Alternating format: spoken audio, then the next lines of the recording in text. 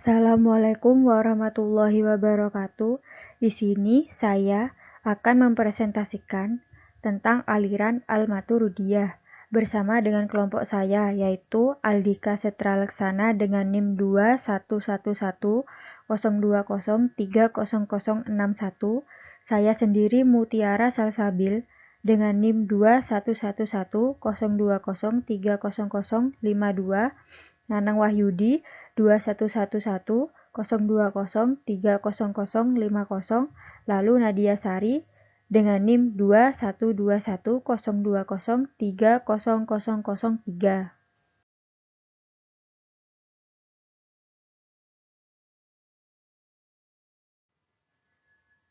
Pengertian Al-Maturidiyah. Pengertian aliran Maturidiyah berdasarkan buku pengantar teologi Islam. Aliran Maturidiyah diambil dari nama pendirinya, yaitu Abu Mansur Muhammad bin Muhammad. Di samping itu, dalam buku terjemahan oleh Abdurrahman Dahlan dan Ahmad Qorib menjelaskan bahwa pendiri aliran Maturidiyah yakni Abu Mansur al-Maturidi. Kemudian namanya dijadikan sebagai nama aliran ini. Selain itu, definisi dari aliran Maturidiyah adalah aliran kalam yang dinisbatkan kepada Abu Mansur al-Maturidi, yang berpijak kepada penggunaan argumentasi dan dalil akli kalami. Sejalan dengan itu juga, aliran Maturidiyah merupakan aliran teologi dalam Islam yang didirikan oleh Abu Mansur Muhammad al-Maturidiyah dalam kelompok Ahlussunnah wal Jamaah yang merupakan ajaran teknologi yang bercorak rasional.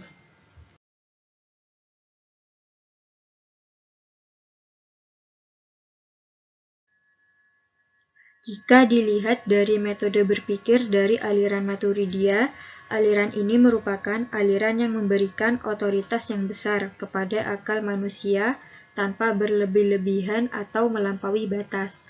Maksudnya, aliran Maturidiyah berpegang pada keputusan akal pikiran dalam hal-hal yang tidak bertentangan dengan syara'. Sebaliknya, jika hal itu bertentangan dengan syara', maka akal harus tunduk kepada keputusan syara'. Berdasarkan prinsip pendiri aliran Maturidiyah mengenai penafsiran Al-Quran, yaitu kewajiban melakukan penalaran akal disertai bantuan nas dalam penafsiran Al-Quran. Dalam menafsirkan Al-Quran, Al-Maturidi membawa ayat-ayat yang mutasyabih atau samar maknanya pada makna yang muhkam atau terang dan jelas pengertiannya. Ia mentakwilkan yang mutasyabih berdasarkan pengertian yang ditunjukkan oleh yang muhkam. Jika seorang mukmin tidak mempunyai kemampuan untuk mentakwilkannya, maka bersikap menyerah adalah lebih selamat.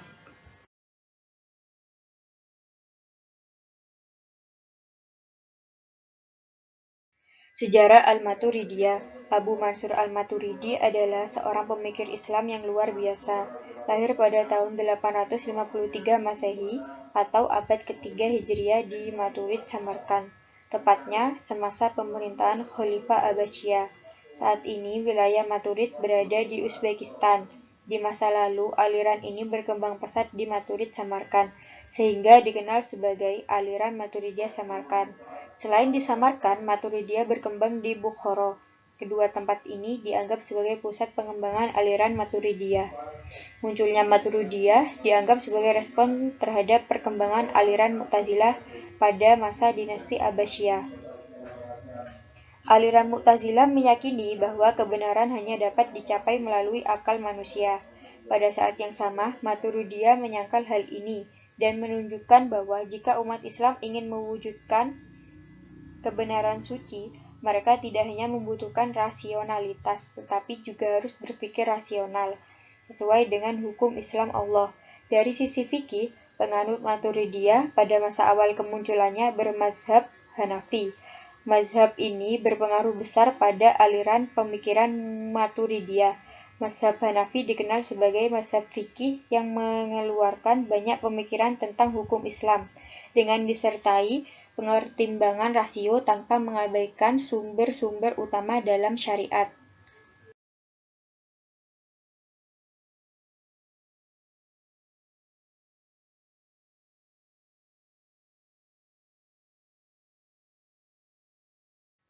Tokoh Al-Maturidiyah. Yang pertama, Abu Al-Mansur Al-Maturidi. Namanya dikenal sebagai tokoh pemikiran ajaran Islam. Ia adalah pendiri aliran Maturidiyah itu sendiri. Al-Maturid lahir di Maturid, yaitu sebuah kota kecil di daerah Samarkand, atau yang sekarang disebut Uzbekistan.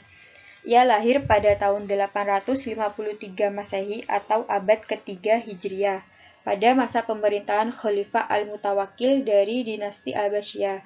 Ia wafat pada tahun 944 Masehi atau 333 Hijriah, di usianya yang sekitar 100 tahun. Semasa hidupnya, ia lebih menekuni bidang teologi daripada fikih. Hal ini dilakukannya untuk memperkuat pengetahuannya, untuk menghadapi paham-paham teologi yang berkembang di masyarakat Islam, yang menurutnya juga tidak sesuai dengan kaidah yang benar menurut akal dan syara'. Yang kedua, Abu Al-Yurs Muhammad Al-Basdawi. Satu generasi setelah Al-Maturidi wafat, lahirlah seorang anak laki-laki yang bernama Al-Basdawi. Al-Basdawi lahir pada tahun 421 Hijriah dan wafat pada tahun 493 Hijriah atau 1099 Masehi. Ajaran-ajaran Maturidiyah itu ia dapat dari neneknya, yang tidak lain murid Al-Maturidi. Juga ia dapat dari orang tuanya. Masih belum diketahui dengan pasti di mana Al-Basdawi bermukim, namun dikatakan bahwa ia berada di Bukhara pada tahun 478 Hijriah atau tahun 1085 Masehi. Semasa hidupnya, ia juga pernah menjadi qadhi di Samarkand pada tahun 481 Hijriah atau 1088 Masehi.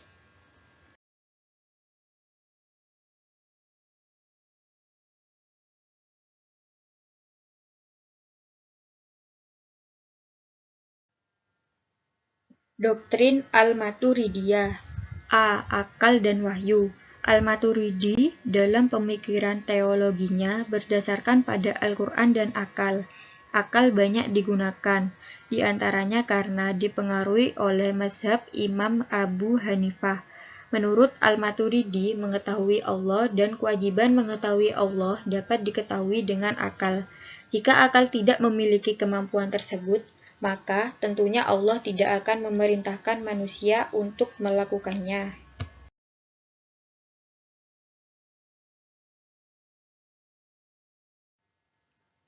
B. Perbuatan manusia. Perbuatan manusia adalah ciptaan Allah, karena segala sesuatu dalam wujud ini adalah ciptaannya. Mengenai perbuatan manusia, kebijaksanaan dan keadilan, kehendak Allah mengharuskan manusia untuk memiliki kemampuan untuk berbuat ikhtiar agar kewajiban yang dibebankan kepadanya dapat dilaksanakan. Dalam hal ini, Al-Maturidi mempertemukan antara ikhtiar manusia dengan kodrat Allah sebagai pencipta perbuatan manusia. Allah menciptakan daya atau kasb dalam setiap diri manusia, dan manusia bebas memakainya. Dengan demikian, tidak ada pertentangan sama sekali antara kodrat Allah dengan ikhtiar manusia.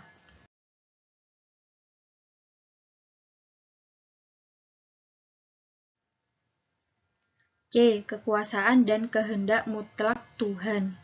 Allah memiliki kehendak dalam sesuatu yang baik atau buruk, tetapi pernyataan ini tidak berarti bahwa Allah berbuat dengan sewenang-wenang, tetapi perbuatan dan kehendaknya itu berlangsung sesuai dengan hikmah dan keadilan yang sudah ditetapkannya sendiri.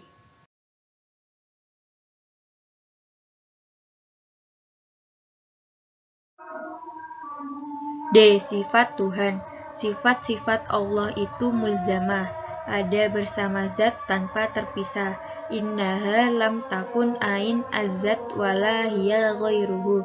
Sifat tidak berwujud tersendiri dari zat, sehingga berbilangnya sifat tidak akan membawa kepada bilangnya zat Allah.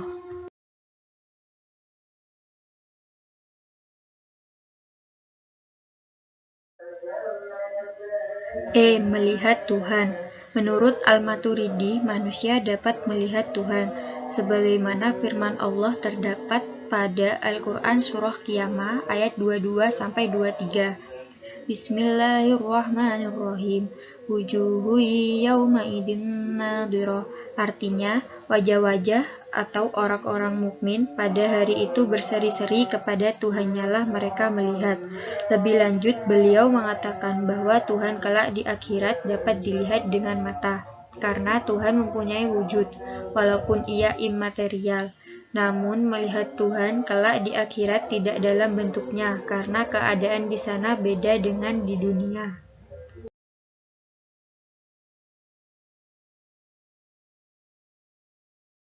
Kalam Tuhan. Al-Maturidi membedakan antara kalam yang tersusun dengan huruf dan bersuara dengan kalam nafsi, atau sabda yang sebenarnya atau makna abstrak. Dalam kalam nafsi adalah sifat qadim bagi Allah, sedangkan kalam yang tersusun dari huruf dan suara adalah baru atau hadis. Kalam nafsi tidak dapat kita ketahui hakikatnya dari bagaimana Allah bersifat dengannya, kecuali dengan suatu perantara. Maturidiyah menerima pendapat Mu'tazilah mengenai Al-Quran sebagai makhluk Allah, tapi Al-Maturidi lebih suka menyebutnya hadis sebagai pengganti makhluk untuk sebutan Al-Quran.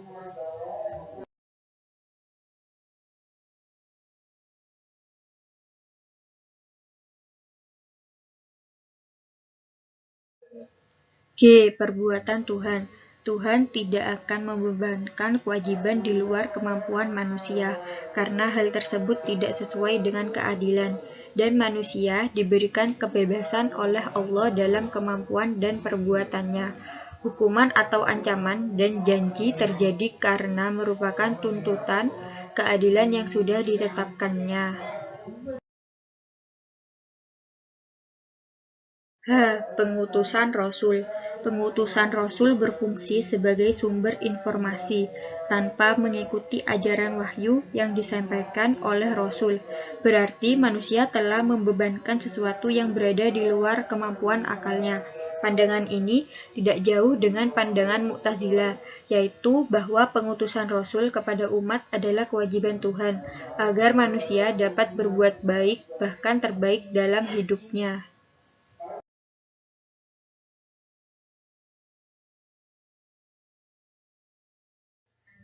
Pelaku dosa besar. Al-Maturidi berpendapat bahwa pelaku dosa besar tidak kafir dan tidak kekal di dalam neraka walaupun ia mati sebelum bertobat. Hal ini karena Tuhan telah menjanjikan akan memberikan balasan kepada manusia sesuai dengan perbuatannya.